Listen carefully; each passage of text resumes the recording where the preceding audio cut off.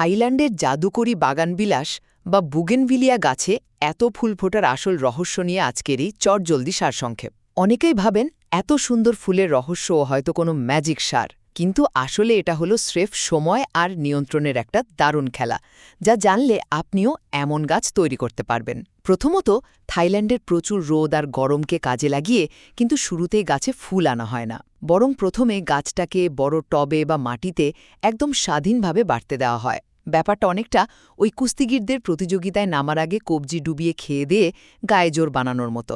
কাণ্ডর বা গোড়া যত মোটা হবে, ঠিক তত বেশি পুষ্টি আর এনার্জি সেখানে জমা থাকবে।